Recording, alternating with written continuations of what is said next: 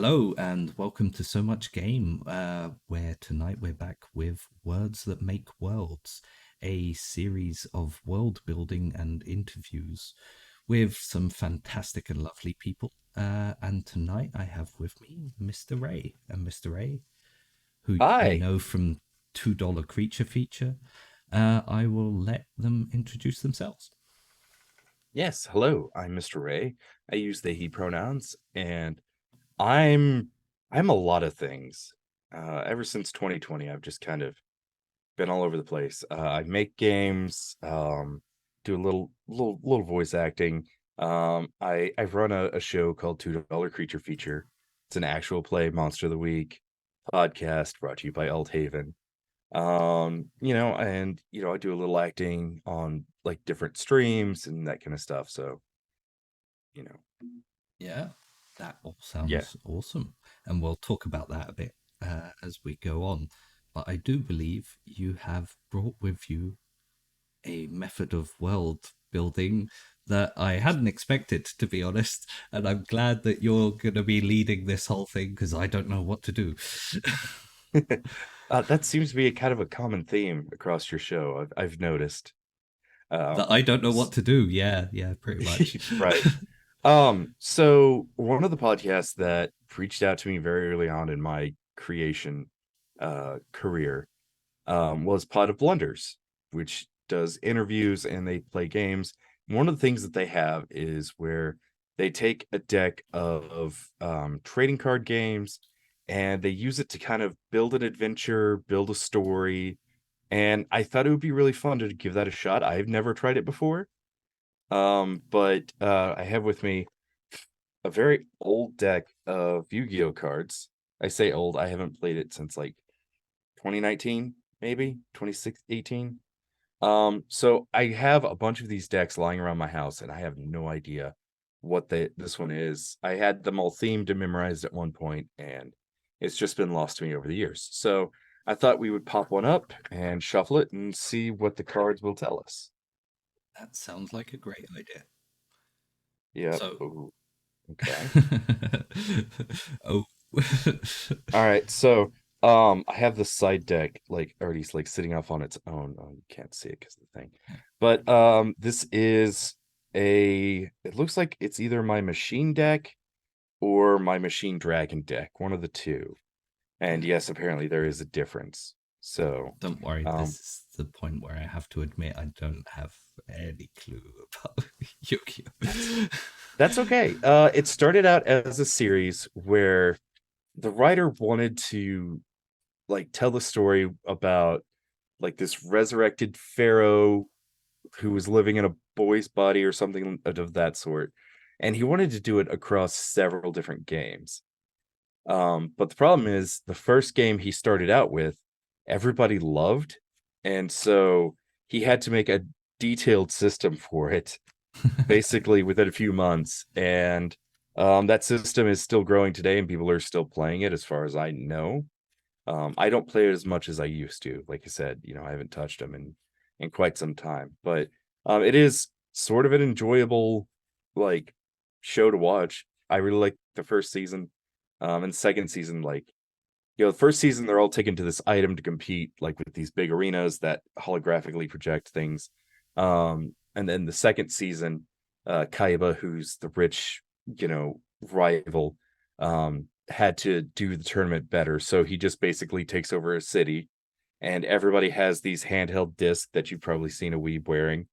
And if you encounter somebody, you can challenge them on the spot, and you like load in your decks, and like they project the battle. So it's a very interesting, fun thing. That season ends with duels on a blimp, which is anything that involves a blimp That I is mean, that sounds great. To be fair, yeah. I'm just if shuffling the we can cards right get now. to I don't. Jules on the blimp today, that would be. Oh yeah, right.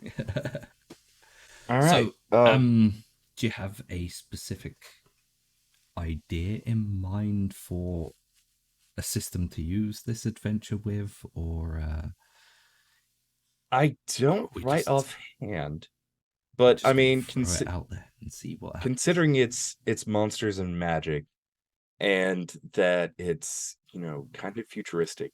I'm sure there's a cyberpunk hack that could do this really well, but I would really love to just set up a Monster of the Week setting that's in kind of a cyberpunk flashy future.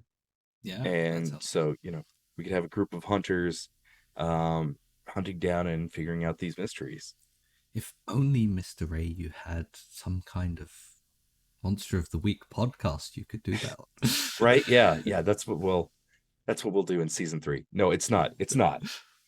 We haven't announced yet. I don't know when this is going up, but just watch our socials. We'll tell you whenever, season 3 gets announced what the theme is. But Yeah, um interesting enough, I was going through the Monster of the Week. They have a new book out called The Codex of Worlds, yeah, which is very interesting. It gives so much more options. It's basically, like, in my opinion, it's kind of like the 1.5 version of Monster of the Week because it adds in like a team playbooks.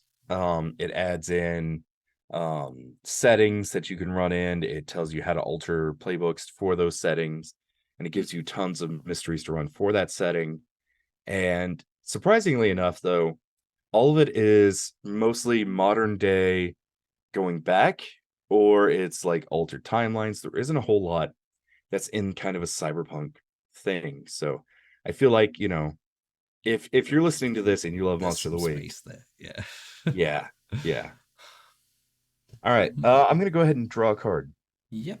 Okay. And um the first one I get is called the Light Hex Sealed Fusion. Okay.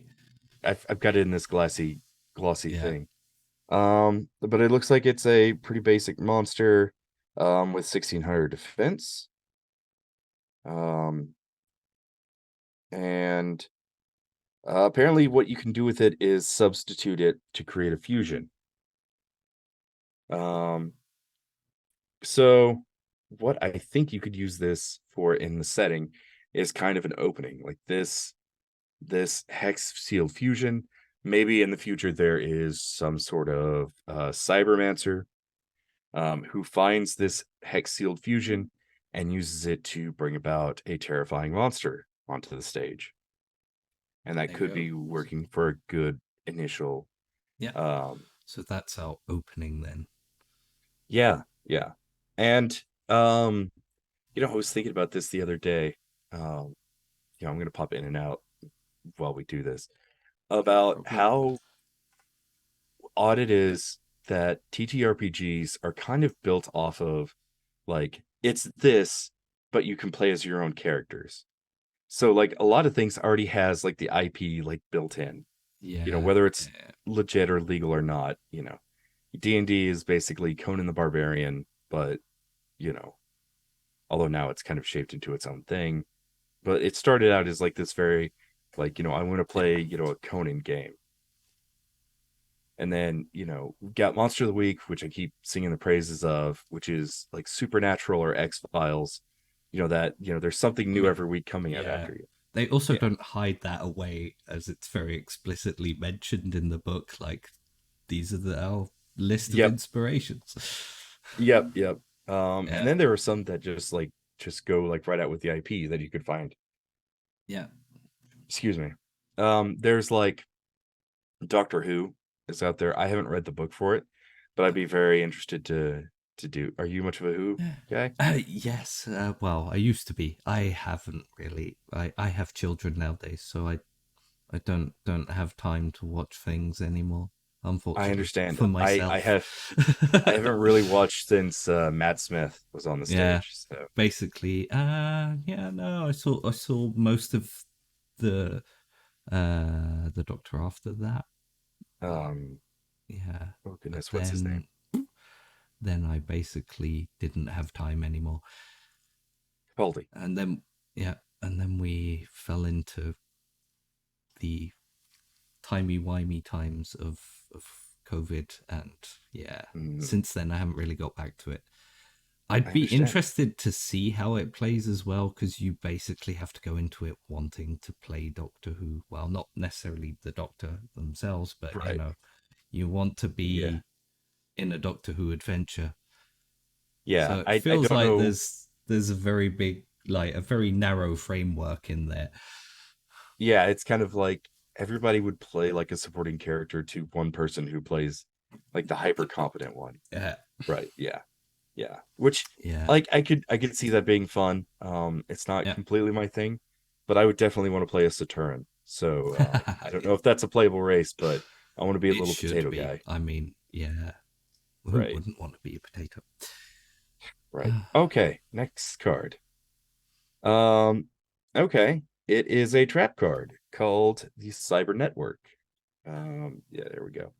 So usually in the game, trap cards can be played at any time. It's something that's been laid. Yeah. So maybe we get this hex sealed fusion and we get our fusion monster, and our hunters go to attack it and they get sucked into the cyberverse instead of being able to conquer it. Yeah. Okay. So we basically start off with some shadowy cybermancer creating or finding some monster, uh, Mhm. drawing our hunters out, and then casting them off through a trap into the cyberverse. Yeah. Yeah. It's starting to sound very Digimon-y to me. Yeah. Yeah.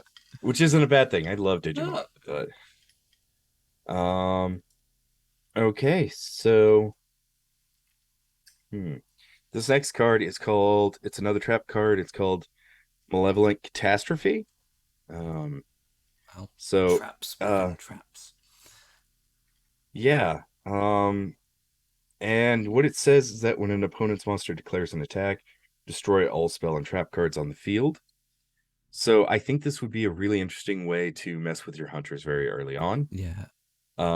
So they're walking across whatever this cyber landscape looks like, and then suddenly, there's a monster there that they have to engage.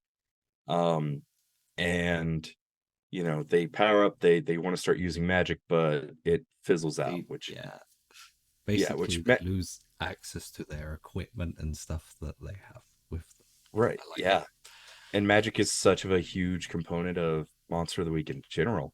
that. Like Yeah. taking that away and like forcing hunters to find another alternate weird move, which It, they have support for. It would be an uh, interesting way to start things out. it's also interesting. Like, it's also something that would work well because once players get a bit of experience in Monster of the Week, they start getting pretty strong. Yeah, yeah. So it's a Especially nice way because to kind of remind them that they're not all powerful. especially because you can get playbooks who are completely like built around magic. Yeah. And so like messing with that, taking it away, like it could make a very interesting curveball for characters to kind of figure out, okay, I'm more than just a spellcaster. What does that mean? Yeah. Yeah. Of course, you also got to run with that, you know, they need to be able to find a way to connect back with their magic because, that's if a players pick that, that's what they want. Yeah. So, yeah. I mean, you could use the trap, but also make a quite clear and obvious method to free them from this magic free zone so that they can get it back, so that they have a task or a goal that they can complete in order to free themselves. Yeah, Yeah. I like that. Yeah. Which is also another interesting thing about the system, I would say, is kind of a flaw of it is like I think there's only one playbook that allows you to take a second weird move. And I think that's the searcher. Um, so like you start out like I think it's just one of their origins too. But I think it would be something that would be really game changing if the system allowed for you to take more than one. Because you could take, sensitive where you're sensitive to the psychic realm, but also you have telekinesis, which those two tend to go hand in hand. Yeah. Yeah. So next we have the Proto Cyber Dragon, which I don't know how well you can see that, but It should it's show just up fairly well. yeah, it's just basically a big metal snake. Um, you know, um, the kind of thing you come across when a cybermancer traps you in some kind of cyber world. Yeah, and these would work really well as kind of minions and foot soldiers because it's an extremely weak monster. Um, I know in this for this deck, now that I'm looking at the cards again, it's reminding me that there are more like upgraded versions of this that may come up later. But Uh, it's so, something to think about. do you Yeah, imagine then that the place they've been trapped in is, so it's not necessarily just an empty trap where they're stuck there and have to kind of escape? It might be something that the cybermancer is actively using as a base and is full of their minions. I like that. I like that. That it's possibly more than a base. It's possibly where he came from. Like, Yeah. you know, I really like. So whenever I approach world building, I usually take a look at an idea that's already out there. And I always ask myself, how would I do that differently, or what would I do to take a twist on that? And we see like that's kind of a big thing all across media. Like, um, I don't know if you've seen Invincible or heard of the pitch of it, Yeah. Yeah. but it's not quite the Superman story. It's more of like, what if Superman's dad was General Zod and he was Yeah. on Earth? Yeah, I mean, it drastically changes, what the story could be Mm. in a new and interesting way. Um, Yeah. so yeah, I like the idea that, maybe humanity has been building, because we've vastly grown the internet since the 90s.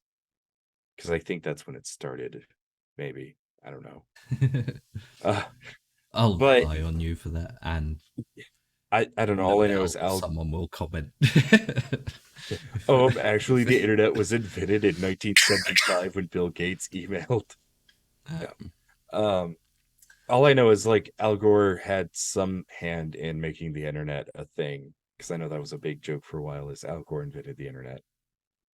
But yeah, anyways, off of that, um, I like the idea that because humanity's been developing, the network, the internet as we know it, it kind of exists, and this is something that helps me kind of think of the internet as this like parallel dimensional space that we've created and that we kind of cross over to because the identity of who we are on the internet is different from who we are in our real life, so technically we exist in a fourth dimension that we don't consciously think of, or maybe you do.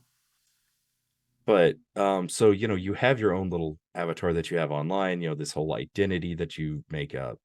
um Maybe you're just trying to show the better parts of yourself, or you're more verbal about things than you are in real life and it's how you want to be. But anyway, so as we develop this extra dimensional space, we find out that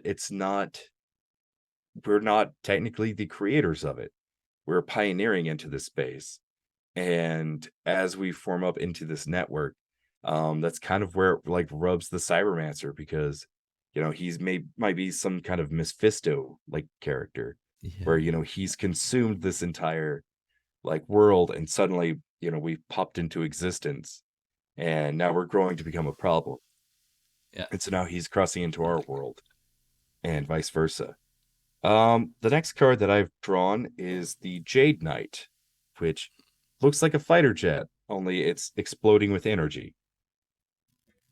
Okay. Um, yeah, and it just says that it's a machine type and it's got like a special effect. But it's very high in defense. So I'd like to think of it as, um, perhaps, depending on how the fight goes with the dragon, you've got to have a knight that shows up. And Yeah. possibly the Jade Knight is a denizen of the realm. And it's somebody who like meets up with our hunters, perhaps has this jet that, flies Mm. them off and like keeps them moving and safe. And it gives our heroes a chance to breathe and kind of figure out, what the heck is going on. And the Jade Knight would give a little bit of history into what the Yeah. realm is. And they don't necessarily have to be an entirely like helpful character. they can have their own agenda. Right. Yeah. So Yeah. yeah, Because I always think of knights, whenever I think of a knight, I always think that they're very helpful and, they're heroes of the realm. But, if you study history for longer than a second, you find out that's not true at all. Like, chivalry was made to make sure knights stop being dicks. and Oh, then I they can. still did it anyway. Yeah, they still did it anyways. So, And yeah. yeah, under the Yeah, guise of chivalry. So yeah, exactly. so our Ooh. Jade Knight might not be who they see. Yeah. Um, but then our knight would encounter what's called the solar wind jammer. Um, and I'm not sure how much the glare from my light will get on this, but it's one of my favorite tropes in fantasy. It is a flying sail ship. Yeah. Uh, very, very reminiscent of the days of Treasure Planet, which is one of my all-time favorite Yeah. movies. Also, we almost kind of got a blimp in there. We have a sailing skyship. Almost. Yeah. I mean, a skyship is a good alternative to a blimp. Yep, pretty much. It's like, best generic vehicles. You have blimps and then skyship. And, those two can switch. But yeah, but I like this idea that, they're being taken by this Jade Knight and, maybe these solar wind jammers show up and um they help our heroes escape from the night and kind of like set up this very dubious thought of, maybe the knight works for the cybermancer the whole time. Mm. Um, and they're the ones who are promising help. So it creates this doubt and this tension, and it's one of those things where you can just set it up and sit back as the GM or the keeper and just listen to your characters debate and argue whether or not these are Yeah. who's the real good guys here. What do we know? Here's a here's a little dab of paranoia. Have fun with Uh-huh. Oh yeah. that. And I love giving paranoia to players Yeah. because whenever I map out a story or a setting, I never map it out too far. Because you get moments like this with a little bit of paranoia. And then you just listen to the players talk and they'll drop gold and not even realize Yeah. it. Yeah. It's like, okay, that's a great idea. Uh-huh. Uh-huh. And then where they're I'm like, not wait, why are you typing at writing? all. Yeah, why are you typing? Why are you writing? And you're like, no reason. Shrug and roll a dice. So These yeah, are the tricks. uh, There's probably now like we DMs now out we've there. had some extra tricks from Mr. Ray. Yeah. Remember them and use them wisely, potential GMs. Yeah, But yeah. no, the players definitely. If you add that little hint of "is everything here as it seems," they will Mhm. run with it Yeah, yeah. and And bring you then back something pretty that you can use. or and if they don't give you anything good, you know what? Nobody was really a good guy anyways. The Jade Knight and these solar wind jammers are just all like they're just all in like their own little war that's not even connected. It's an everyone is an asshole setting. Yeah, yeah. Also, is the Um, internet. huh? Oh yeah, it is the internet. So, it's yeah, yeah. It's plausible. Um, so the next card that I drew was a cyber larva, which in these card lores, from what I've gathered, um again, it's been so long since I played this, so if people know Yu-Gi-Oh better than I do, please be the expert. I'm not. But the cyber larvae are supposed to act as kind of like the proto version of the cyber proto dragon that we saw earlier. All right. So perhaps the hunters go searching inside of this jammer ship that they're on, and they find that they're carrying a baby dragon, like this cyber larva, that's meant to grow into One, a proto dragon. or is it like cargo hold full of them? I love the way you think. Yeah, and they've just encountered one of them, and they're just like, okay, why is this a thing? Why do you have all of them? And the captain isn't really sure what to say. Um, so then I drew another card, and this one is possibly more powerful. Um,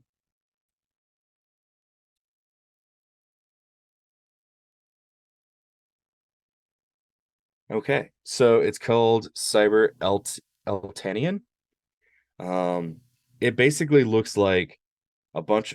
It looks like a giant dragon head with a bunch of like dragon heads attached to it in a lot Okay. of weird ways. Um, and the way the card works is that you have to like you can't just summon it normally. You have to banish monsters from your field, and then from all of them, like it kind of uh gathers up and creates this other like creature. And it may be a fun way to like bring the cybermancer back into the fold because these jammers are you know they're pirates, they're operating illegally in his space. And so maybe because of our hero's presence, like, and their good deed to save them, like, has got him, like, them under his eye. And so they've come across all of these cyber larvae. And so he just cast this Eltenian spell, and all of these cyber larvae like converge and start melting into one, and it like Oh, oh. blows a hole out of the ship, Yeah. and it becomes like this cyber dragon beholder that they now have to contend with. And its strength here, its attack and defense are marked as question marks. And so according to the card, however many monsters that you've banished, like its attack and defense are that times 500. Okay. So Yeah. yeah, which on the game board I think that would be like 5 maybe. I don't know. I don't understand pendulum and like adjacent summing and stuff like that. But at the baseline, it could be at least 5, or yeah, or at most 5. But we had the ship full of them, so it could be an incredibly devastating monster. Yeah. In Monster of the Week, you can show that in several ways. You can give it up to 3 or 4 armor, which is extremely rare, but it shows how powerful it can be. You can give it a plethora of health as well. I think the limit the game says is like, try to keep it up to like 15. Yeah. But I mean, if Yeah. you're creating Anything. something like this, yeah. Yeah. Like, But it's imagine like in Monster of the Week, if you went any higher than 15, it's going to be pretty difficult to kill. oh yeah. Oh yeah. And I mean, It's just, I've seen keepers do that for a few things, but usually it's for like world enders. yeah. Like, yeah, they're meant to be stopped another way. Which Yeah. is Then another you have to thing. throw something else out there that negates that in some way. Right. Yeah, it's something that they've introduced in the Codex of Worlds that I really enjoy is, now you don't need to kill the monster every time, Yeah. which, a lot of keepers I think have adapted it, like especially Yeah. podcasters have adapted that since then. You now have this alternate path that you don't have to kill the monster. Sometimes monsters just need help. Yeah. And so it's a very interesting thing to introduce, but also you have like um my mind just went blank. But yeah, basically, you don't have to beat the monster the way, with its weakness and by just shooting it to death. You can figure out what it wants, and, like, oh, it reminds me a lot of like Fallout. I don't know if you played Fallout Yeah.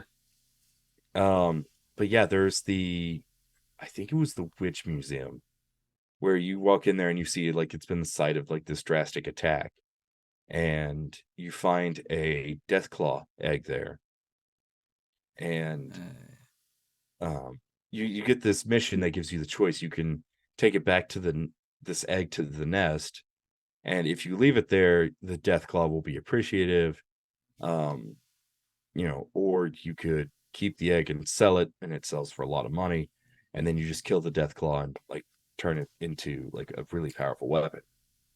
Um, but yeah, I like that kind of like dubious choice, especially in games with money as a currency, and you really have to start like finding out like where your morals are, and or at least your character's morals.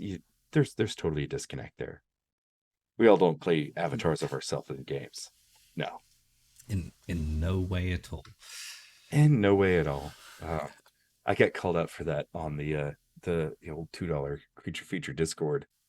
Um, we were talking about the kind of like GM NPCs that I play are either like morally dubious men or like like idealistic himbos. It's one or the other. It's There's no in between. So um Laura rightfully called me out on that. I was also gonna pose another question based on your NPCs as well, Yeah. but I mean, I might as well throw it out now. I was gonna wait a bit, warm you up a little. Is there any particular reason why your NPCs always have to be hot? I mean, like, I have not seen it or heard of a single NPC in $2 creature feature who hasn't turned out to be wildly attractive in some way. Um I don't Because have a damn. yeah, I don't have a good excuse for that. Like Carl, who shows up in the show, Yeah. season two is Tammy Jo's ex-husband. And like so like I played the character and then like, we were like an episode or two after his appearance. And like we were talking after the show about like what we picture Carl to look like. And Laura posted I can't remember what the actor's name is, but he plays George Costanza on Seinfeld. And she's like, "Yeah, this is what I picture Carl to look like." And I was like, "Oh, I was thinking of David Harbour." And I posted that gif of him from Stranger Things where he's standing there like shirtless and just wearing a towel. And she's like, "Why?" I don't know. So yeah, no, I have no idea why that happens. It's just it's it, that's it's just a part of the law now. It's yeah, I usually whenever I think of characters that I make or create, like I think of actors who I'd want to have them play, and then I can play it out as like a movie in my head. I'm a very like internally visual person, all right. which I didn't know Yeah, I that was was just gonna a ask thing. that. Is that a thing then that you like see scenes as if you were Yeah. filming a movie? Oh yeah. Oh yeah. And that's the thing I didn't realize because my daughter is not that way. She's kind of like I know there's a test you can kind of like give where you ask somebody to picture an apple in their head and then like see, how much depth they have and like color and stuff like that. And she's kind of like, she's not incredibly visual. She can just do the very basic picture of it. And I'm like, oh, I'm seeing full on movies here in my head. Yeah. Oh, And she's like, then she starts asking me questions about it. She's like, do you hear voices with it too? And I was like, of course I hear voices. She's probably setting up some like, insanity case against me or something. But uh-huh. um, Could you but say yeah, that again whilst I'm holding my phone suspiciously yeah, close to you? yeah, sure thing. um, but yeah, she's like, so if you've never seen this person and you've never Yeah. heard their voice, how are you filling in those blanks? And I'm just like, I don't know, they It just fill in. happens. Yeah. Yeah, I mean Yeah, no, that's I what the get brain that. does. Yeah. So, do you think that's like, do you have any background towards film or movies, or is that just the way you've? Um, yes, I'm a huge cinephile. Like I love Yeah. watching movies. I love watching bad movies too. Like that's one thing Megan and I really like have bonded on. Is we both love like really cheesy movies. And anyways, but growing up in high school, like I thought before I had a kid, I thought that, you know what, I'm gonna go to Hollywood, I'm gonna become a director, I'm gonna film indie movies. I my dream as a youth was to like work for the sci-fi channel and produce like those bad movies. Like I was like, this would be so great. In fact, like The I had original filmed Sharknado. exactly. Oh no, these are Sharknado would be a masterpiece compared to what I have in mind. I filmed a movie with some of my friends. It was at a park. We didn't really have much for costuming. Um, so I got my friends to wear um like goofy Halloween mask, and then we had another friend who unfortunately isn't with us anymore. But he like I was one of those guys in high school, so I had a sports jacket or a suit jacket and a big top hat. And so we filmed a movie called Alien Frat Boys from Mars versus Abraham Lincoln's Clone. Uh, that does sound like a sci-fi movie, sci-fi channel movie, and it Oh sounds yeah. like the exact kind of sci-fi channel movie I would watch. So, Oh yeah. I if the title gives away the whole movie, that's great. yeah, Uh Spoiler alert. The alien frat boys from Mars were partying people to death. And so the government sends Abraham Lincoln's clone on the case, yeah, and he finds them in the park and beats them up with a trash can. that sounds And awesome. that's a movie. Yeah, Yeah. yeah. To be fair, Um, if the sci-fi channel is listening, feel free to fund that movie. oh yeah. Well, I now We have could friends who can reshoot help me it. write. Yeah, Yeah. yeah. It'll be great. It'll be great. It'll be wonderful.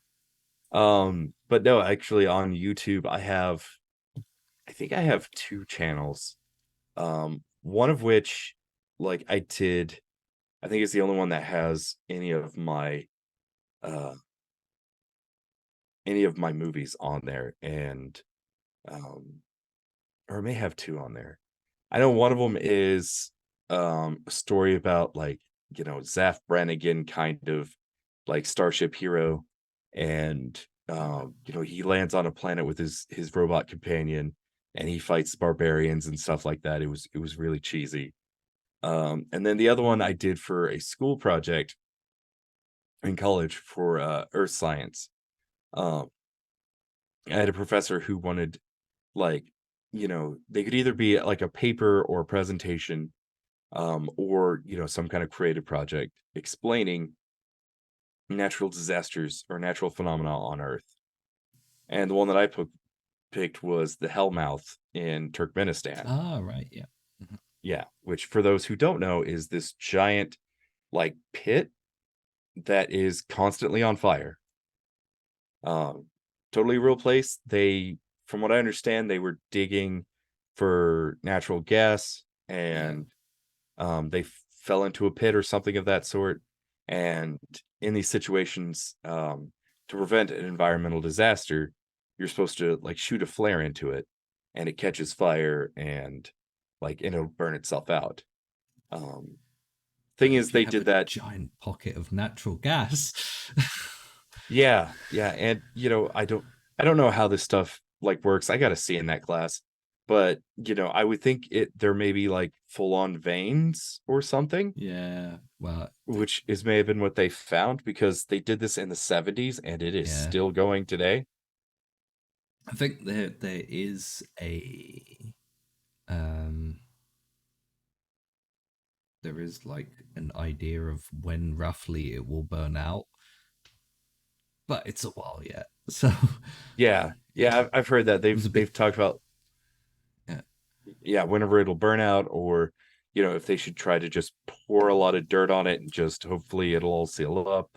Um, you know, I have no idea for an answer for that situation. I was an English major, so part of me is like, just let it burn.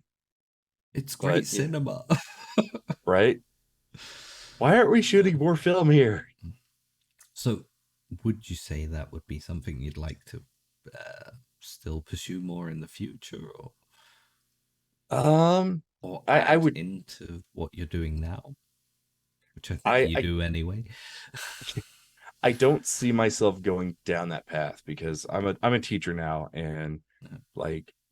I teach creative writing stuff and that sort of thing. So I'm sort of at the point now of just like passing the torch on. But if I got a call that said, hey, we would really love to, from the Sci-Fi Channel said, hey, we'd really love to do this movie, um, I would do it. And if it became, a wild success and they wanted to do 18 more, I'd probably go that route. Yeah. I don't know how I would survive because, like, whenever it comes to working, I like a job with security. I like to not be constantly Yeah. worrying about it. And in Hollywood, it's incredibly chaotic. Constant Like I'm worry. Yeah. Yeah, yeah. Um, and even if you have like a TV series, you think it's going great, and nowadays they'll cancel it for whatever reason. Yeah. So yeah, Generally just, oh, it's done 2 seasons. Now it's going to get expensive. We can do yeah, something else. yeah. I think And it won't really are cost us as gone. much money.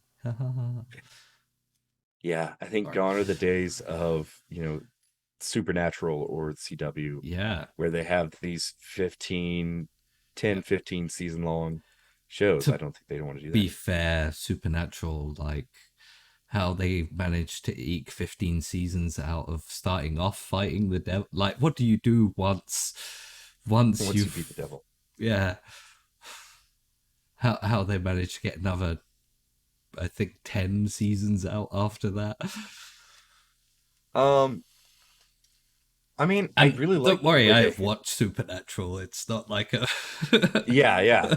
Oh yeah, I think I made it through Hmm. 13 seasons. I didn't make it to the Yeah, full 15, yeah, which I feel like, it is some kind of accomplishment if you can make it the full 15. yeah, Um, but I really liked where they went, because they didn't plan on doing anything after season 5. Like they had the plan for the first 5, and then they're like, "Hey, do you want to do another season?" They're like, "No, I think we ended it well." And they're like, "Hey, would you do it for a crap ton of money?" And they're like, they're like, yeah, "We could figure this out." Yeah. we all And work in the acting and television business. Of course, we will. yeah, is this job security? Yeah, Yeah, that it just got to a point where they're like, whenever you feel like you're done, you're done. Um, you know, and so that's kind of where the path it took. Because this is all to say, I like where they went after season 5, because you know, you break the world, and then you're kind of in this chaotic, trying to reassemble and figure out the new power dynamics and everything.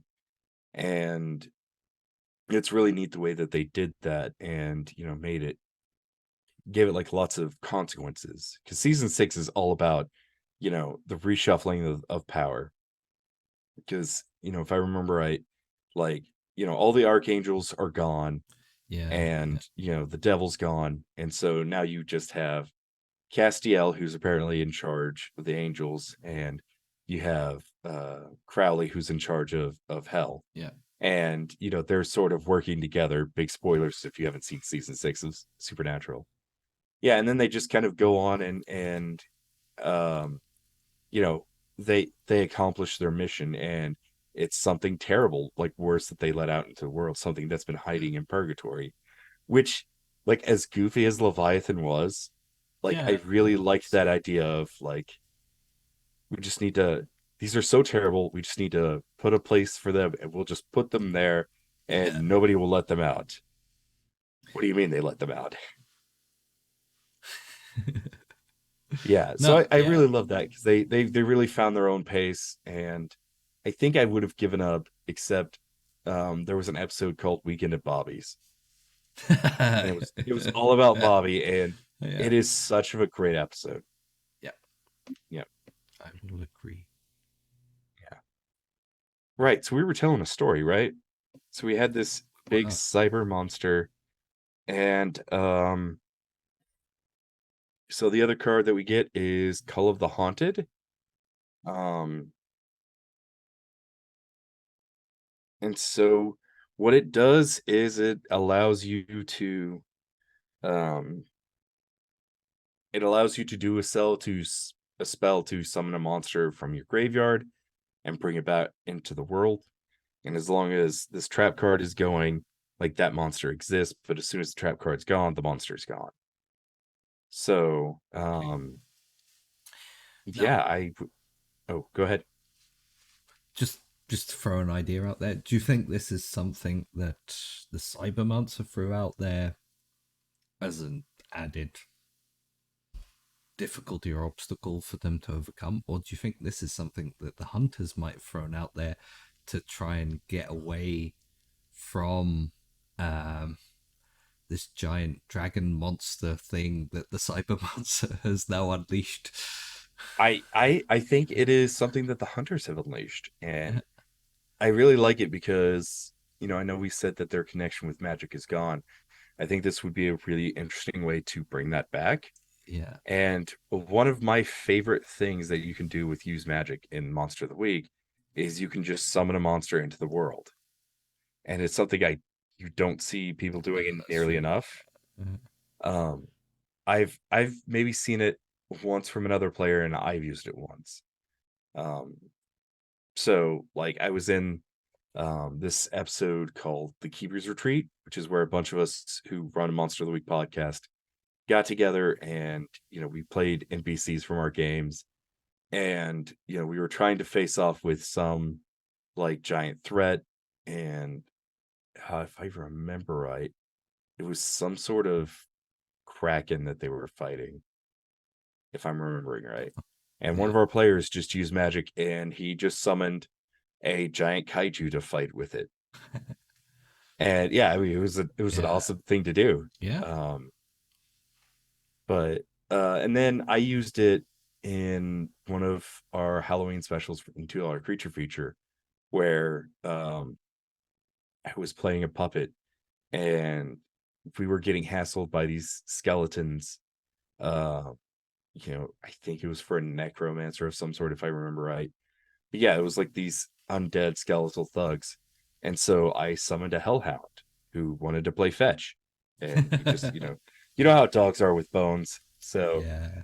it was this really great sequence of like, they were getting hassled by these skeletal thugs in the alleyway, and he just summons this hellhound, and you just see from the alleyway a skeleton head just like reach out and is like trying to crawl out, and the dog just comes down and just grabs it and brings it back. Yeah. Yeah. All right. Um. Okay. So we got another card called the Armored Cyberin. Um, it looks to be another powerful jet that has no attack but a lot of defense. And There's a lot in the sky here, seemingly. yeah, I like that. yeah, I do too. So, And how are I you liked envisioning this sort of place then? how am I envisioning. I kind of think of the world in a very like this realm as very oh almost like I want to say if it's like kind of Kirby or Ditko, like their runs on Doctor Strange, where it's this weird like looping world where laws of physics don't make a Yeah, ton yeah, of sense, but give it a more of a cyber backlight. So there's grids everywhere, odd shaped objects that are floating in the sky. Everything's illuminated. Like I think this is a world without night. yeah. It's very electrified, and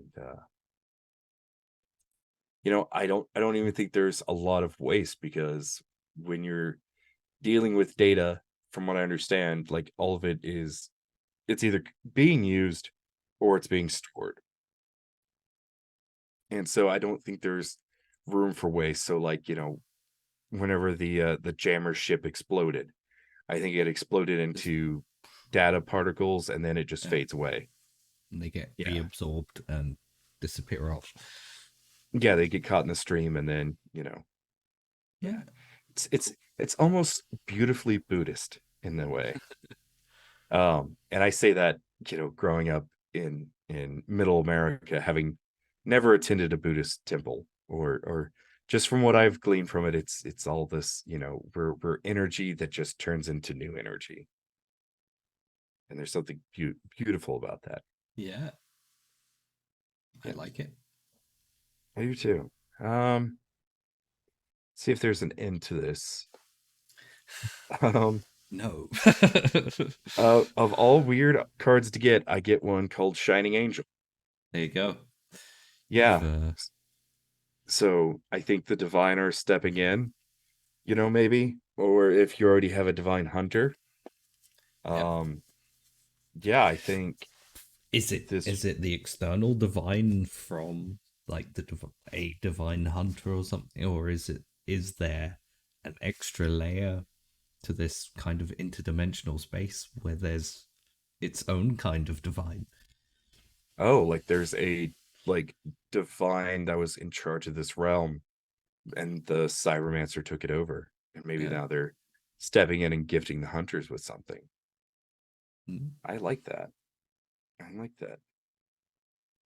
And we definitely drew a good finale for this. It's called Dimensional Prison. And I think this would be a good way to turn things on the technomancer's head. yeah. Is they now use this divine gift to open up a dimensional portal, and they just throw him in and seal it up. And now it's somebody else's problem.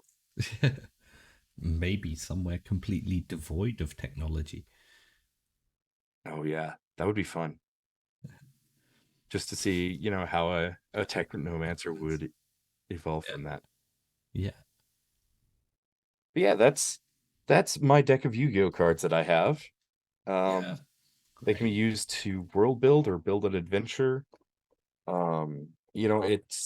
It takes a lot of ask from you as a creator to kind of connect the dots, but that's what I really like. I don't like a rigid system to kind of tell you where you need to go.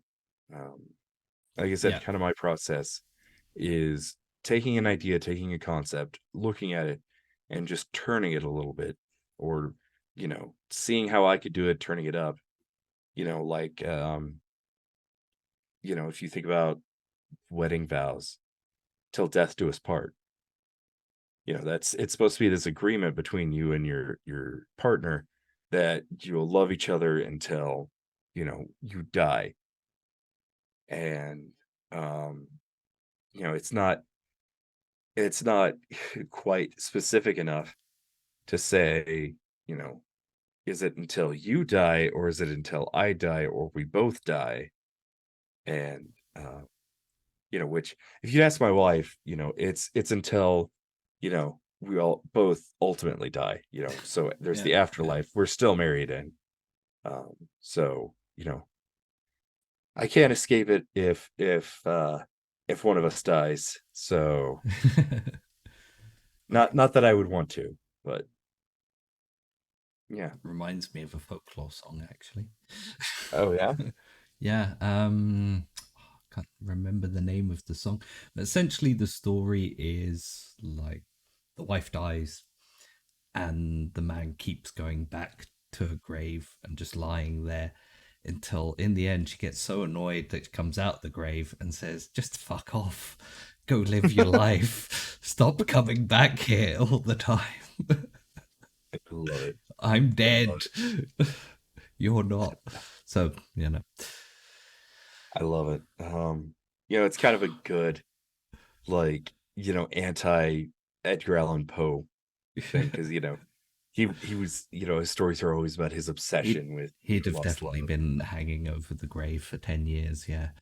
Yeah. I think it's 10 years and a day. And Oh she has wow. to stop him before the day, otherwise he'll turn into a dead thing like her. Oh yeah, and then they'll be stuck together.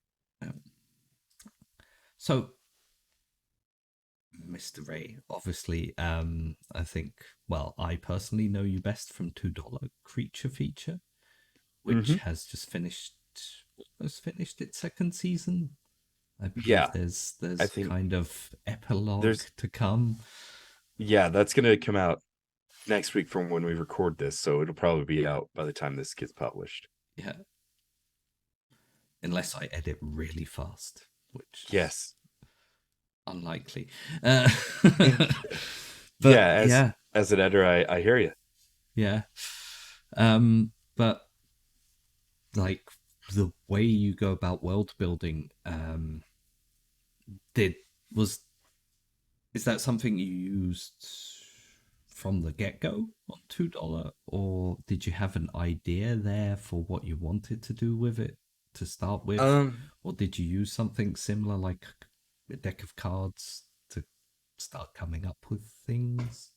so Ideas? for season one, what I did was everybody like gave me their character concepts and like loosely their backgrounds. And from there I kind of built the bone structure of what I wanted to happen. Mhm. And like Did the you plan have was the fun fair idea already in there, or uh, yeah, I went to the group with like two pitches for a concept. I was like, either we can do this carnival fun fair. um I said circusy idea in the beginning, and like everybody was quite adamant they didn't want to do a circus because um with circuses you get into like the treatment of animals, which is yeah, fine. So that's why if we ever talk about it, we're all quite insistent it's a carnival, it's a fun fair. yeah, uh, but I gave him that one, or like a traveling movie production that they filmed monster movies, and um whatever would happen, it would end up you know somehow the monster was real. right. Yeah, That's kind a of cool kind of idea, isn't it? Yeah, yeah, I liked it. They yeah. they didn't as much, so we went with the carnival idea, which is great. And I'm still holding on to that traveling movie group. Um, which we may get down the line, we may just turn it into like a Patreon thing, but uh, because every time it comes to like renewing a season, um, we get I throw out ideas and we pick up on something that we like more. So um, whenever Morgan left in at the end of season one, um, we were all kind of in agreement that we didn't want to mess around in that universe anymore.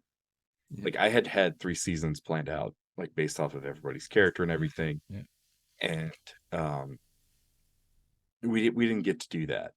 So um, so season two kind of started with a different setting, and so that's where this whole anthology. So season three is going to be its own setting as well, and so that's how we've become an anthology. But yeah, so we get into season two, and like the notes that I got back from the players and from myself was that, like, as much as we love the traveling idea, it would be nice to just sit in one place and build off of that and have fun NPCs and have things sitting there to mess around with and to see over and over again. And I quite like the idea of that, and so um that's why we picked just one solitary location. Yeah, yeah. And for that we used Kids on Bikes has kind of like a little Right. town builder Yeah. for session zero, and we used that. And now in retrospect I'm like, why didn't we just do that Use the today? system. Right, yeah. Yeah, not Well, that I didn't enjoy the Yu-Gi-Oh, but no, but yeah, so you can we always come back. Don't worry. exactly. Yeah, well, you find some friends, we'll do some Kids on Bikes, because I know you know people in Europe love playing games set in small town America, right? We have small towns as well. Don't worry. I live in one. Uh, Oh, okay. I don't tell I don't them; know. they'll be offended. Well, see, that's the thing. I don't know what small town Europe is versus small town America. So In my case, a lot of farmland. yeah, So, yeah, that's what it is here too. But yeah, yeah, and maybe more rain. guns. Yeah, a Oh, lot less guns, a lot more rain. yeah, yeah, that's one thing. If you listen very carefully on some of my $2 creature feature episodes, you can hear gunfire in the background. I I'm thought that was okay. for dramatic effect. It did tend to work out that way, but no. I have a neighbor who, whenever it comes winter time, there's not much else to do, so they like to just go out and shoot their All gut. right. Okay. Little Yeah. target practice, I guess. So, all the more power to them, Yeah. I guess. That would be highly illegal here. Yeah, I imagine. But yeah, so we get into season two, and for that, I worked with Sam, and I pitched him my idea, and from there we worked kind of back and forth. And this is Sam Richardson, who you had on Yeah. last episode, as far as I'm aware. I don't know if I'm coming right Yes. after him. Yep. You're Yeah, you're right after. Yep. jolly good. But yeah, so he we kind of went did this kind of back and forth thing where I said, okay, this is the big bad that I want, and this is what his goals are, and this is what he's wanting to do. And then Sam's like, okay, does he have people who work with him? And I came up with the character of the thief, Yeah. um, who Sam really enjoyed writing. Sam did the introductions for the thief, and they worked All out really right. well. Yeah. Yeah, really like built this whole character out of nothing. And I might want to just come back around and see if, well, I've already done a one-on-one with Sam, but yeah, no, that's a character I would love to go back and revisit, kind of talk more about his backstory and stuff, because Yeah. he had this whole thing that we never got into in season two. But yeah, from there, we kind of talked about the characters' histories and where that would align with other things that came up in the world. And we wanted to start talking about, there's a big ritual in season two that has different pieces, and we had to figure out why the pieces were there in town and what this would mean. And and then that's how we get characters like Deacon, who Yeah. his whole job was to protect these and keep them from getting into the wrong hands. Yet another strangely attractive character that you created. Yeah, yeah. We kind of went bounce back and forth between like what he should be up to, um because his family has this very dilapidated house in town, but um we really fell in love with the idea of him just having like his own cabin in the woods where he's like working with other like monstrous, spoilers I guess, Yeah. but yeah, he's like working with these others. So this whole part of his character about why he's not as focused on his mission as maybe he once was. But to be fair, he's been sitting around for like 100 years. So Yeah. I mean, he had his shot, to be honest. Like, if he was going to do anything, he'd have done it by then. right, yeah, yeah, and um, also a like morally dubious character. Yeah. Uh, yeah, because we had talked a little bit about is he on the side of good, or is he like helping out or not, and Hmm. it definitely panned out one way, but Yeah. it could have easily gone a very different Yeah. direction. Is that something you find you come across a lot? That the way the players interact with certain parts of your world, that it shifts things that you may have set to be more dubious or open to interpretation into one direction or the other, Oh, or absolutely. yeah. Absolutely. I like to present characters as people Yeah. as best as I can, because people aren't inherently good or bad. It's just kind of, this person's, a nitwit, or, Yeah. and like how people respond to it kind of informs me about which direction I should double down and focus on. And I thought that was um there are sometimes that I kind of have to put my foot down and like be like, no, this person is here to help. Which is what happened with the Drake Daly character. Yeah. Yeah, because like Drake was meant to be there to help them from the start, to help with their investigation, and They decided they, yeah, that's yeah, spoilers as well, I suppose. right. But those are earlier spoilers then. Yeah, true. Yeah, but yeah, so I kind of had to put my foot down with Drake Daly, and I was like, okay, I want this to be a character who helps them out. Like that's Yeah. That's kind of their focus is they want to get to the bottom of things, they want to get to the truth of things, and they're going to be right there working with the hunters. Like they have the same goals. I say that, but not all the hunters had that goal. No, yeah, the hunters definitely also didn't immediately take to Drake, shall we say? No, no, no. I think one did, but you know that that's one thing I love about season two is if you're gonna look at things and through that good or bad scope, like you Mhm. had one good hunter and two bad hunters, Yeah, yeah, or yeah, who played the yeah, line of at evil. least, yeah, Yeah, yeah, and them working through that, and arguably they never really get all the way through it. Like there definitely isn't into their story, but mm, you know even at the end, there are moments they still have that they still kind of show like they're not completely reformed, and I love that. I love you know I love the idea that people are still struggling with these things, these old temptations. yeah.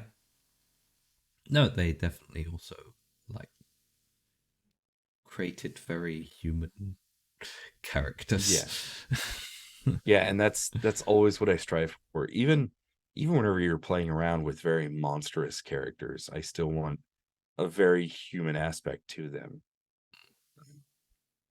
Unless it's something very distantly very far away, like this guy right behind me here. That's literally just a physical manifestation of this certain feeling, this hatred and anger and hunger, like all manifested into like this eldritch core. Yeah, Yeah. but in the end, it's also a manifestation of very human feelings. Yeah, that's very true too. I I like how think that, hungry is a feeling, but yeah. yeah, it Yeah, is. it I've had is. it Yeah. often. Sometimes when I'm not hungry, so I definitely Yeah. Yeah. no, but yeah, no, I think that is sort of also a basic tenet that people sometimes overlook a bit in like sci-fi and fantasy, and in the end, there are always somehow stories about people, and hmm there has to be that humanity at the core somewhere, whether it's Yeah. humanity or something else, but it has to have a core tenet of people and say something about that. Yeah, but Oh yeah. And I mean, even in something like Alien, like you're so far away from Earth, and you're dealing with something that's so foreign, but it has this very basic drive to you know uh, reproduce and yeah, to spread, which is unfortunately it's a very deep feeling that humans have as well. yeah, We've seen that impression of colonial acts, um, and then you also have predator, which is this very foreign thing that just wants to hunt for sport or for the thrill of it or the honor of yeah, it, and yeah, these are all very human things. yeah, definitely. Yeah. Now, like in Alien as well, I mean, there is the element of basically the people are doing the same as well. They're going so far out there that they're encountering the same thing coming back the other way that is also trying to spread out as far as it just happens to be a lot more dangerous than us, unless we have big exosuits and pulse rifles. Uh, and Yeah, even still, yeah, yeah. yeah. But then you start getting into like the setting of Alien, and it really like just has me starting to ask, like, do we really want to save this? Like, this is capitalism won, and I feel like we all lost. Yeah. So, Yeah. you Well, know, yeah. Yeah. Definitely in the aspect of like, yeah, also, why are they out there? Well, because Wayland Yutani sent them out there, and if you're lucky, you can do a few massively long stretches of runs and pay off all your debts and then end your career so far out of time with everything you knew when you initially left. Like, what's the point in the end? Exactly, exactly. And for some reason, that's supposed to be connected to the same universe as what is it? My mind just blanked. Blade Runner. Blade Runner. Oh yeah, Yeah, they're yeah. supposed to be happening in the same universe, which I don't see much of the crossover, but No. But that does sound like a very depressing universe, though. yeah, yeah, yeah. That's why I I think can't get the best you into. can hope for there is the noodles. Yeah, yeah. That's why I can't get too much into like cyberpunk settings like that. Like, yeah, it's Mm, enjoyable to dip into, but yeah, like it just gets too far into it and I start getting too depressed. that I mean, that's definitely something I also feel. I do tend to stray away from very dystopian settings because I could just look outside if I want that really. Right? Yeah. Yeah. If I want a Like, depressing story about yeah, how, the I can power of the find dollar wins, plenty of ways to depress myself. right? Yeah. We have a thing. It's called the internet. Mm. Everyone on it's mean except us. All Exactly. of you at home, thank you for listening. Um, Yes. Yes. Thank you so much. yeah. So to get back to $2 rent and do you have any like plans for anything aside from $2, or are there any things you've Do I had have ideas plans? for that you would like to do, but just Do, do I have plans? do it? Absolutely. Do I have time? Absolutely not. Yeah. But I was wanting to get a Power Rangers actual play going. I had a pretty solid concept for it and stuff like that. The problem was like um I don't know if you've ever seen the Renegade system for Power Rangers, but No. it is very confusing Uh, whenever it comes to character building. I'm sure it's a lot simpler than I'm making it out to be, but like I'm very used to like Powered by the Apocalypse games where yeah. like the character sheet tells you what to do on the start, and that's so helpful. Yeah. Like that's one thing I love about the Powered by the Apocalypse games is they're so approachable. Whenever you get into, you know, uh, some of the bigger corporate games, they stop like having that accessibility for me. For me, Definitely the moment they have like a fixed idea of an IP that has to be attached to it, I hmm feel like they sometimes get too lost in trying to get all of the possible complexity of it, of the setting in there, and you know, I it completely costs agree. you a lot of playability. Yeah. Um, except for there is a game by Claire Mulcairn. I think that's her name. Um, she made a Digimon game that, if I remember right, it's completely free. It's pay with it's called DigiDice, and it handles the concept of having a companion with you. It handles it better than I've seen anywhere else. It uses like I think you have four stats and you separate it out between the D4, the D6, the D8, and the D12. I think I did that right. I might be forgetting one. But anyways, you set it out between those dice, and whenever you roll to use do anything in the game, you roll two of whatever the chosen dice is for the stat, and then you have to roll over whatever the Yeah, challenge is, which is a lovely way to do it. yeah, And you have a secondary sheet for your companion, which uses the same system, but as they grow and evolve, um, you get more points to add to their stats, so they can get more successful and do more damage and things like that. It's a really great system. I highly advise anybody to check it out. yeah. I'm always in awe of people who can come up with systems like that are like beautifully simplistic in many ways, but like Mhm. managed to fit everything into it as well that Yeah, you and it's require. it's something that has really swept me up recently as a creator. It's the big reason why I haven't made anything for so long is because like there are so many people out there going out and doing what they're setting to do with the system. And I know that that probably seems obvious, but like, so often with systems, you want to make, a stat roll get accomplish the thing. But, life isn't do the thing to accomplish the thing. There's so much more to it, and with indie games, you're getting more people stretching out into it.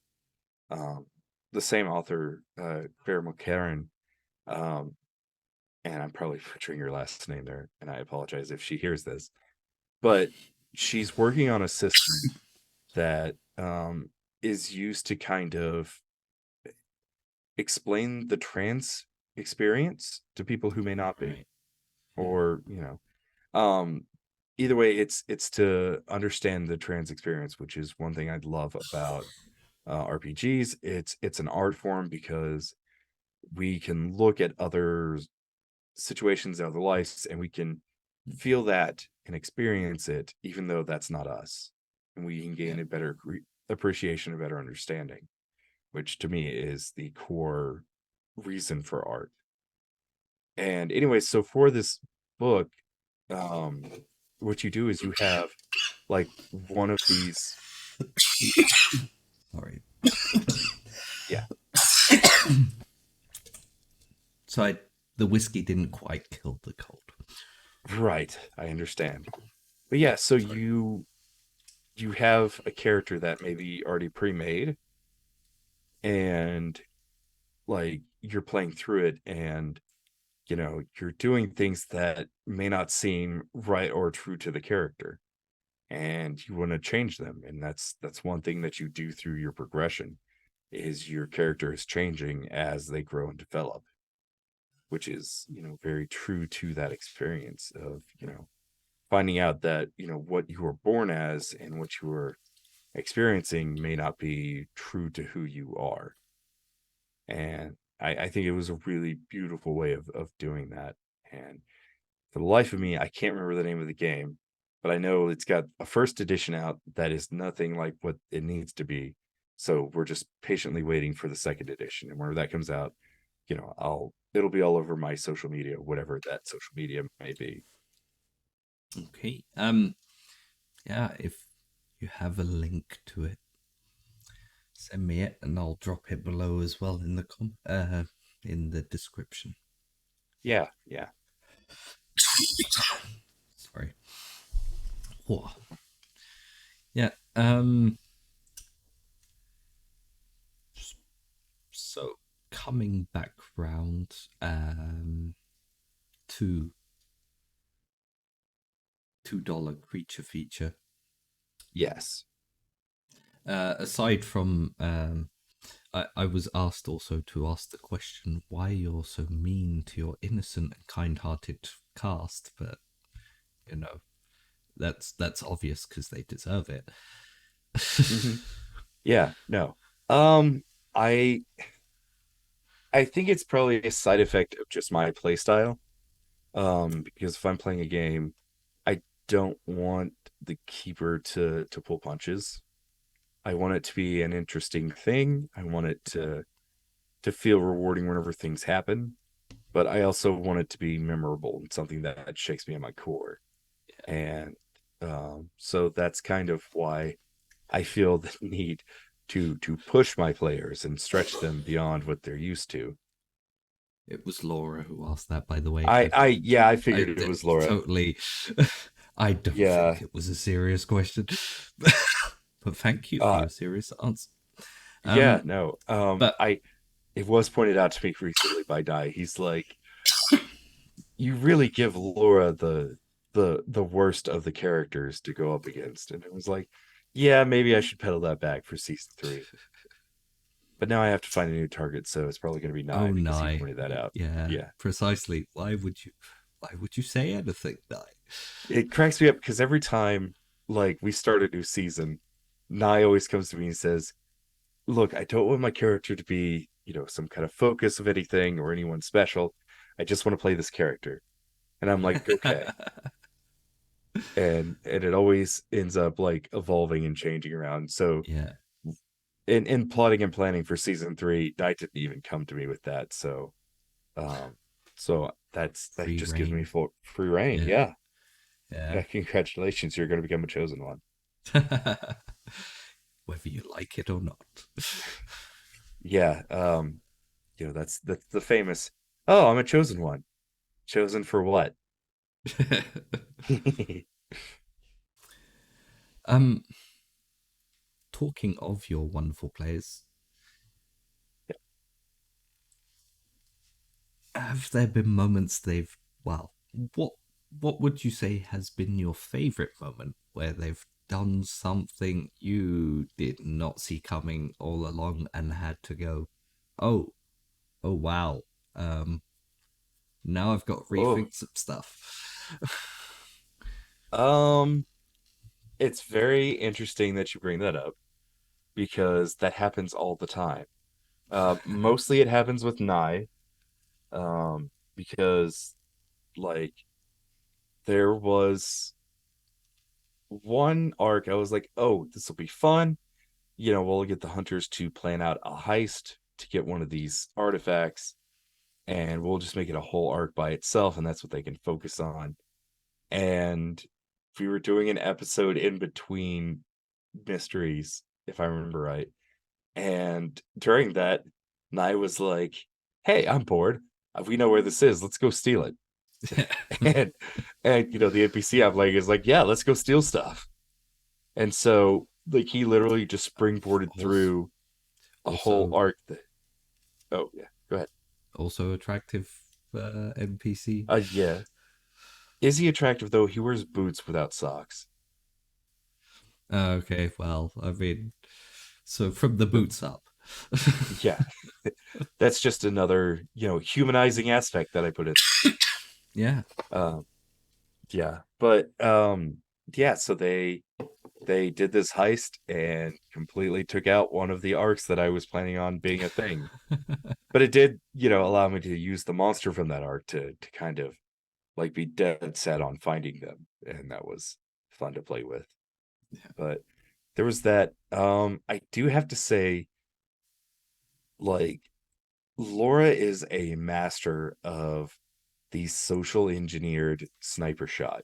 Is what I affectionately think of it as, because not to get too spoilery, but there is a character who is just an abomination of a man, who is perfectly normal man that she has to deal with, um, for her character's success in her career.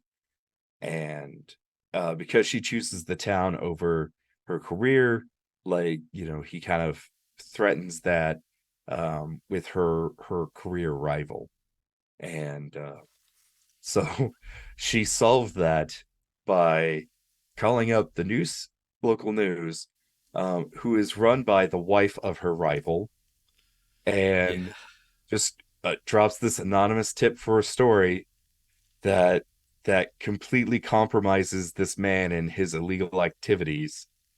And also, you know um if so whenever would get arrested or tried for this, um you know his project that he's been building all season falls apart, which also destroys her rival's plans, and they fall Yeah. apart. And because it's the rival's wife, I'm sure that leads to a divorce, because that's a huge betrayal anyways. And I'm just like, oh my god, this is such a disaster, this is such drama, I want to follow this story. Yeah. I mean, there are some great moments there Yeah, throughout the yeah, entire season. yeah, they all throw interesting curves throughout the season. um you know uh and how they each kind of individually, like, I give them a chance to get like chosen weapons in the game, which the chosen Yeah. has this very customizable weapon on their play sheet, and like only one of them takes up the offer, and the other two don't, and I'm just like, okay, that's fine. And so I almost kind of force it onto another player, but we had discussed something like that beforehand about you know we had plugged that character with some kind of Arthurian like Yeah. lines to tug on. And so I still got him to pick a chosen weapon even if he didn't want it. One might I say said it the was he, so I chosen can get it. Yeah, weapon. the absolute chosen weapon. Yeah. Um, Yeah. is that a thing that you spend a lot of time looking at beforehand? Kind of like where players' characters might develop, or what you can see vaguely coming in their future? Because I suppose it's also very hard to pin things down Hmm. as the players themselves make a lot of decisions. Yeah, I think about it a lot, and I feel like that's kind of what gives me some edge whenever it comes to improv. But um, it's not always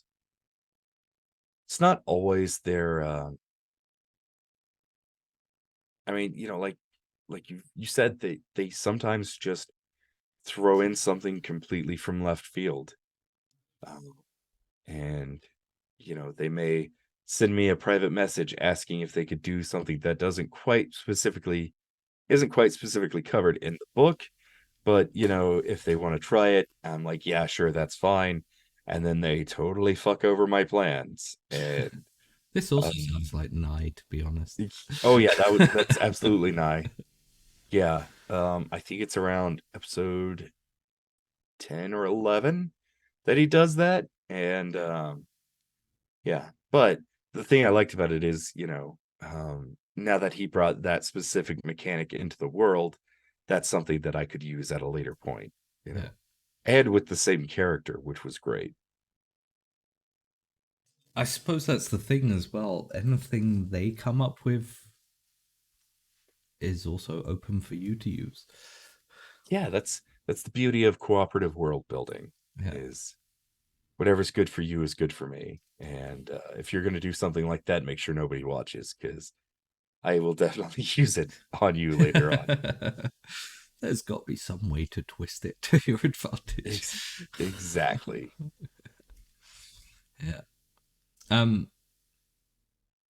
So $2 has become an anthology kind of podcast. Yep. Are there any parts of either of the first two seasons that you sort of think, I'd like to go back and do a bit more of sometime in the future?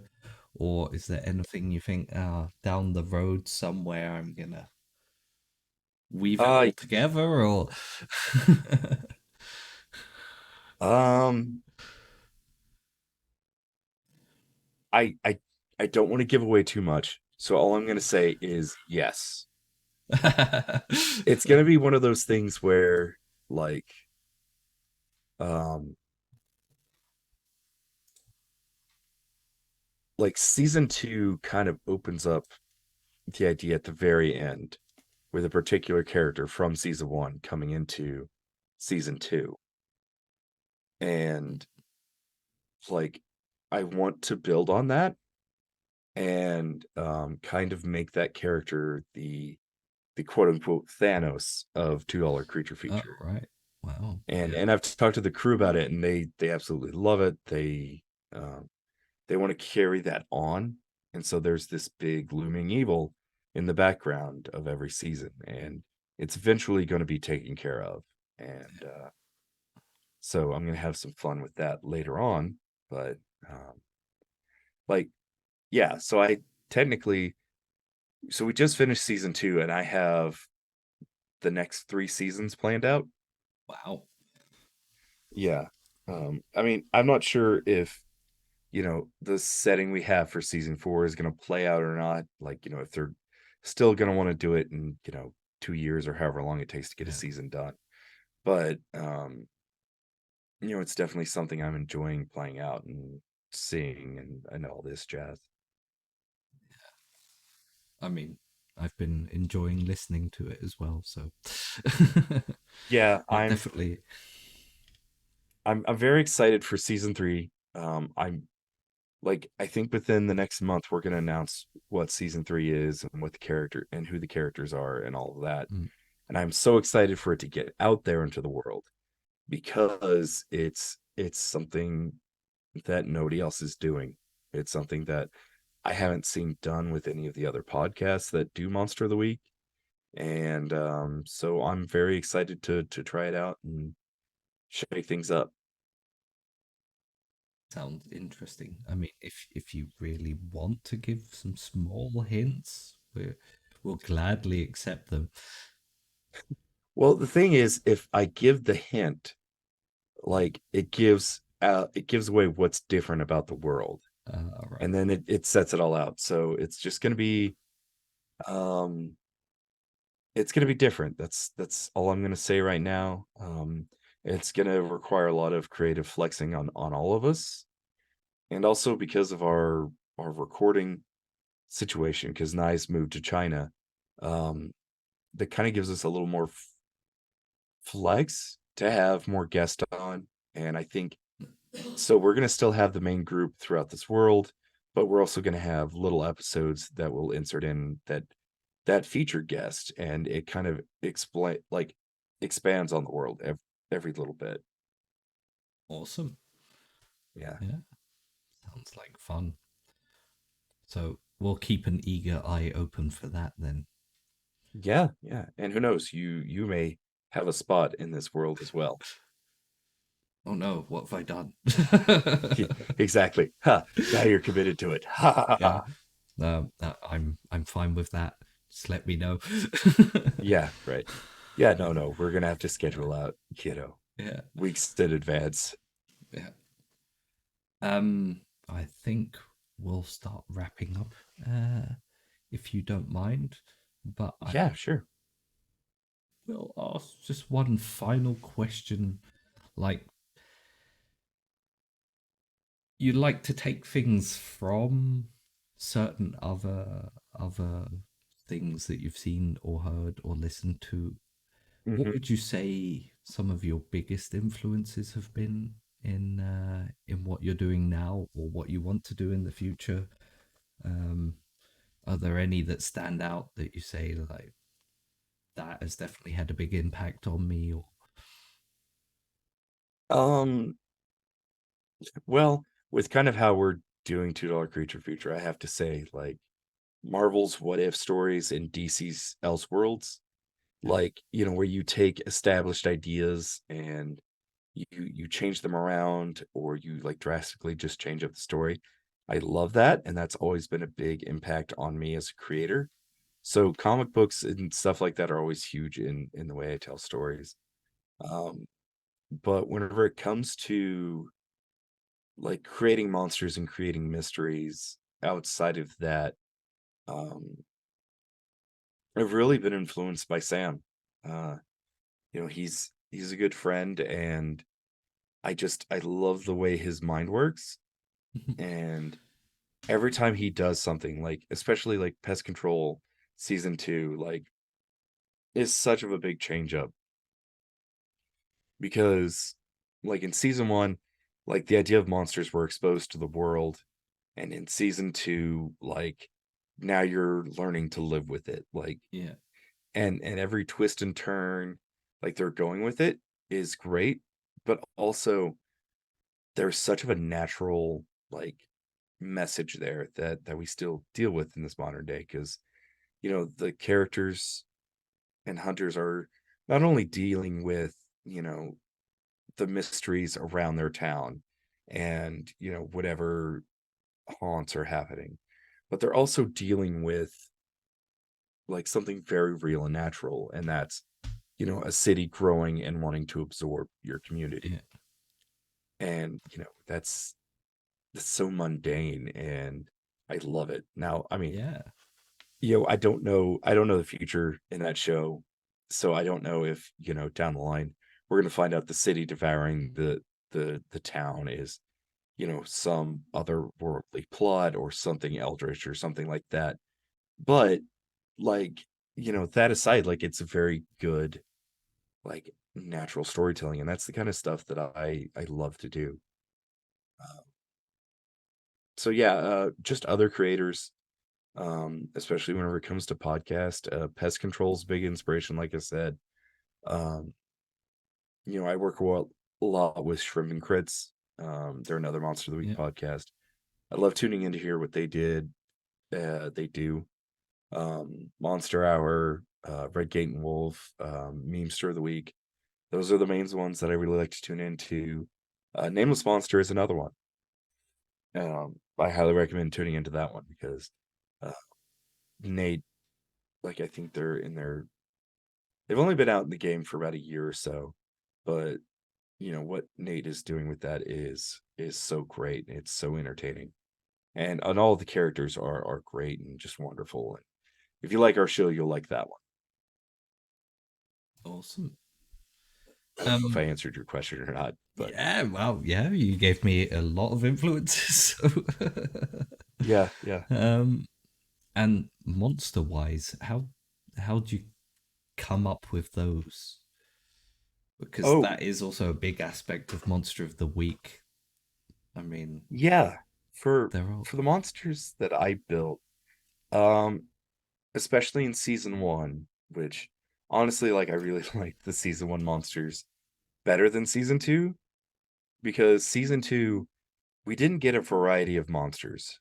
Like you get you kind of had full characters that we had to deal with. Like there may have been yeah, like one surprise monster early on, but one or two, but really you were dealing with like the things going on, and those were the yeah, mysteries and like how the whole plot progressed. But in season one, I built monsters off of like um personal fears and personal what bothers me, what scares me, and I think that should always be an element into any kind of monster you're creating.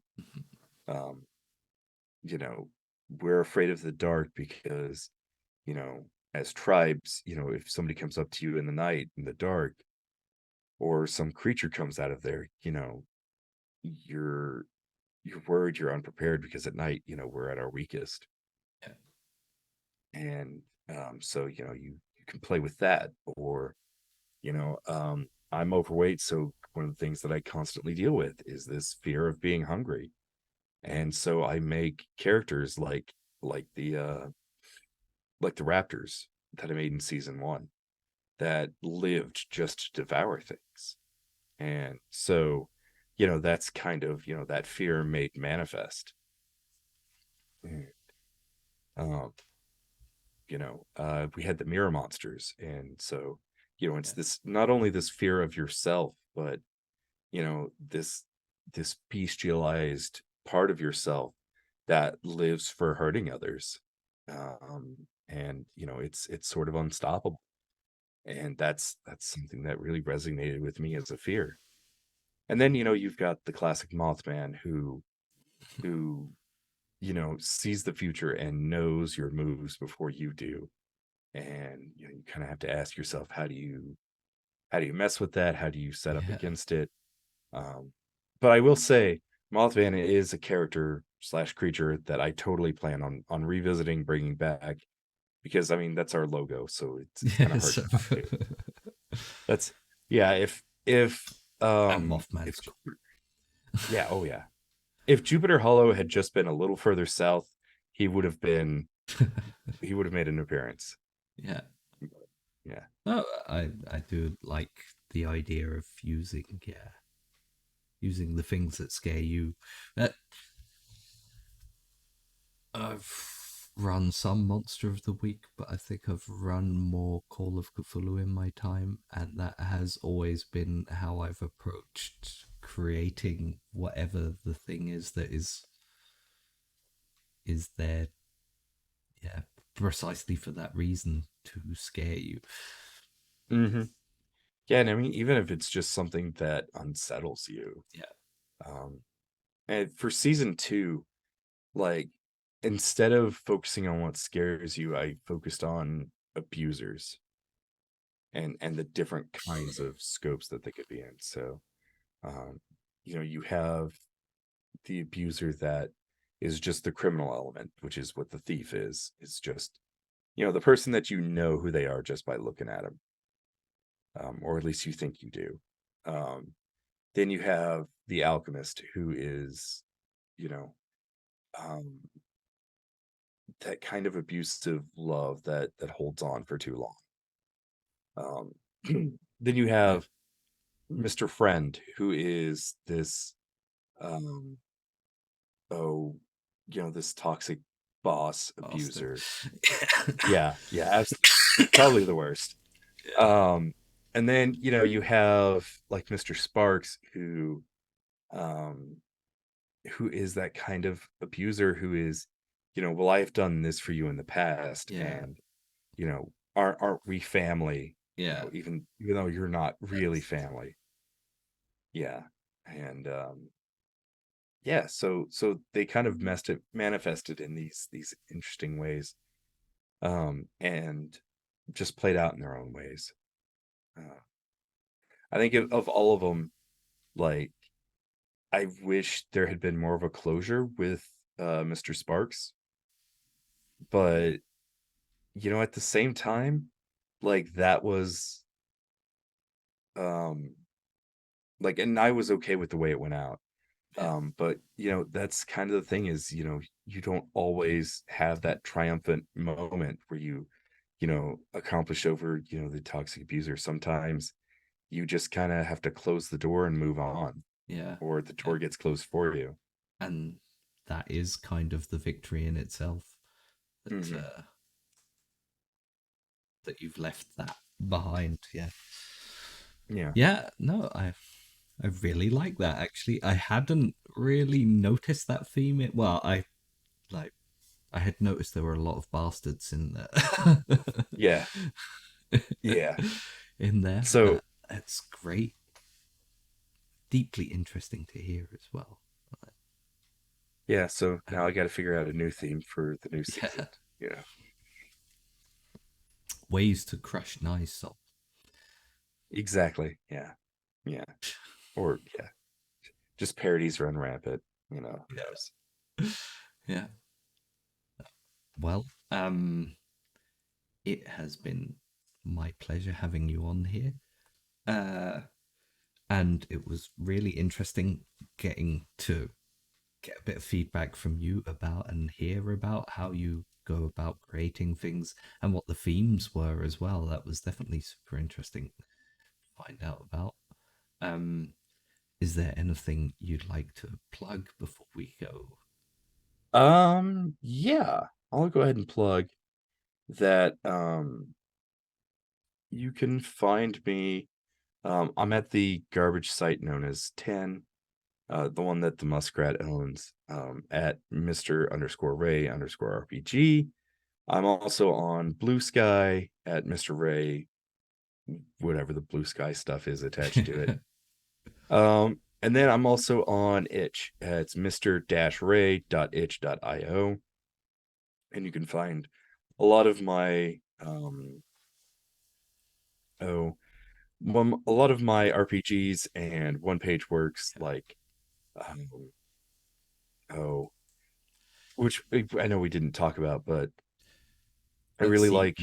Yet more reason for you to come back, and we'll run through kids on bikes sometime. Yeah, exactly. We'll run through Kids on Bikes as I Yeah. talk about, Apocalypse WoW, where Hell, all yeah. of the Owen Wilsons from the Wow. multiverse come together and stop the apocalypse. Wow. But yeah. Yeah. There, there are a fair few TTRPGs by you out there, and they Yeah. are all I pretty cool. So, Yeah. A lot of them are one page too, so you yeah. don't have to, it's not a huge Mm, heavy burden. It's just kind of like, hey, here's the rules, here's the idea, go run with it. yeah. I'll drop links to stuff like that in the description below so people can find you wherever you go on the internet.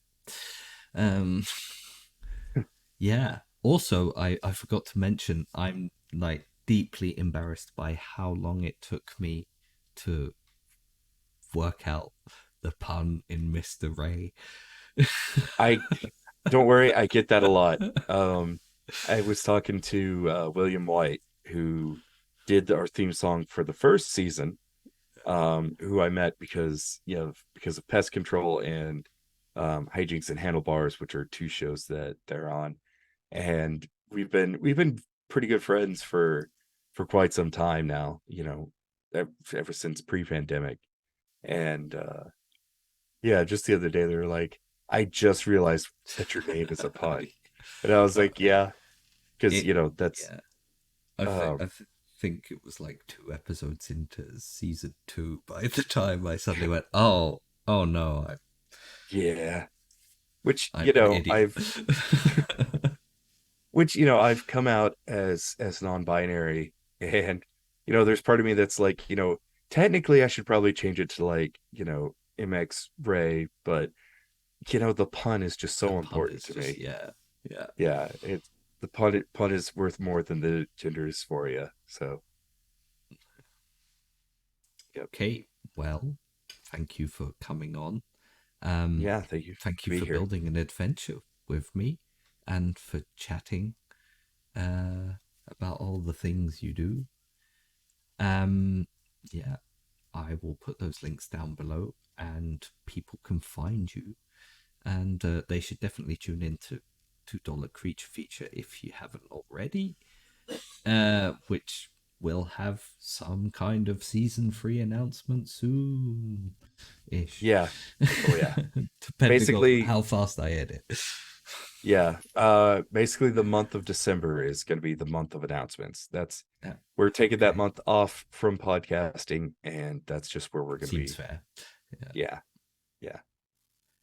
Okay, well, I'll let you go then. Thank you All right. again. And thank you, everyone at home. Drop some comments below and like and subscribe and do those things. And go follow Mr. Ray and tell him and them how awesome they are. Thank you. Good night. Thank you. All Bye. right. Bye.